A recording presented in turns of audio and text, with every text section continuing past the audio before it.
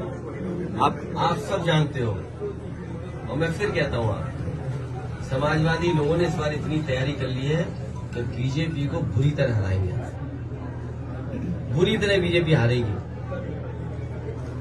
अरे आप बताओ, बीजेपी ने क्या काम किया? क्या ये कन्नौज से तिरवा सड़क 4 लेन बनाई उन्होंने? क्या फ्लाईओवर बनाया उन्होंने? क्या यहाँ का अस्पताल ठीक कर दिया? क्या यहाँ की डायल ठीक कर दी? क्या एम्बुलेंस ठीक कर दी? कार्डियोलॉजी डिपार्टमेंट हो सकता है अभी भी कुत्ते घूम रहे हो। आप अस्पताल में जाओ, मैं दावा करता हूँ सांड मिलेगा या कुत्ता मिलेगा? हो सकता है दोनों मिले।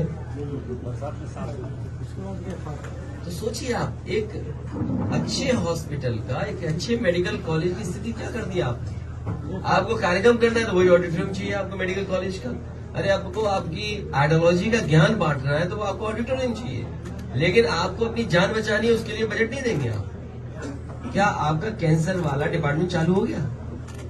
और आपको हम सोचो आप, और सरकार को आप समझ लें, इस देश के राष्ट्रपति कलाम साहब, उन्होंने उद्घाटन किया था उस गांव में, फकीरेपुरवा गांव में, बिजली का प्लांट। ये अपने आप में उदाहरण था। अरे भाई, हमने एक गांव में किया, तुम 100 गांव में कर देते, तुम्हें किसने रोका था? तुमने 100 गांव में क्यों नहीं किया? और इकलौता गरीबों का गांव, वो यादवों का गांव नहीं है, यादवों का गांव नहीं था वो। ये बीजेपी को लगता है सोलर का कलाम साहब ने किसी यादव के गांव का किया है। अरे सोच ही नहीं पा रहे, इतनी बुद्धि है उनमें, तो क्या करें उसके?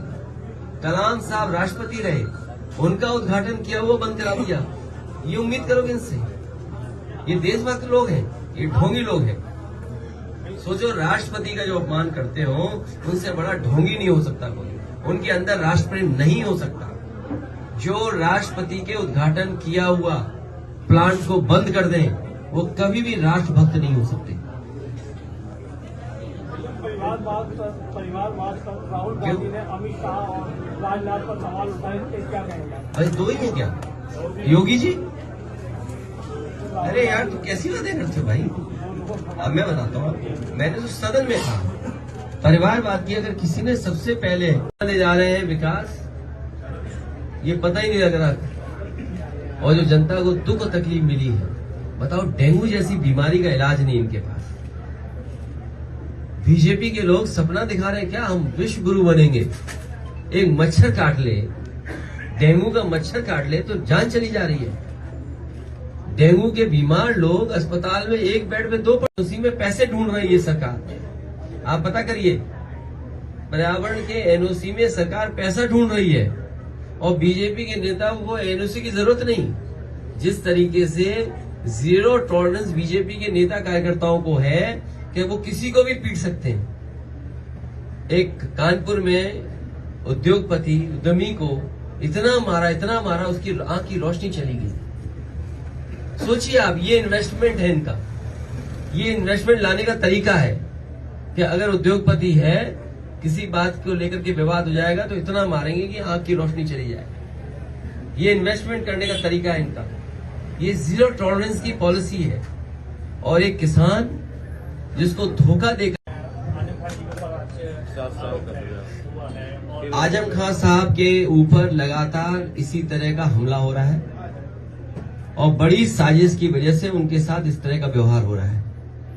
बीजेपी के नेता और कुछ बाहर से लाए हुए अधिकारी ये उनके साथ साजिश पहले दिन से करते रहे। और ये बात हो सकता है मैं गलत कहूं, हो सकता है लोग मेरे पे टिप्पणी करें, लेकिन ये भी हो सकता है कि नेता बड़े हैं, वो यूनिवर्सिटी बना दी, इसलिए उन्हें ये सजा मिल रही है। आप काम मत करिए बीजेपी की तरह, आप काम मत करिए, बस नफरत फैलाइए। जहां आपको जाति की नफरत मिल जाए वहां फैलाइए, धर्म की नफरत फैल जाए धर्म की फैलाइए। तो मुझे तो ये भी लगता है कि कहीं धर्म के कारण उनके साथ इतना अन्याय ना हो रहा हो, और सबको यकीन है और सब जानते हैं उन पे इसीलिए अन्याय हो रहा है कि उन्होंने यूनिवर्सिटी बना दी और उनका धर्म दूसरा है।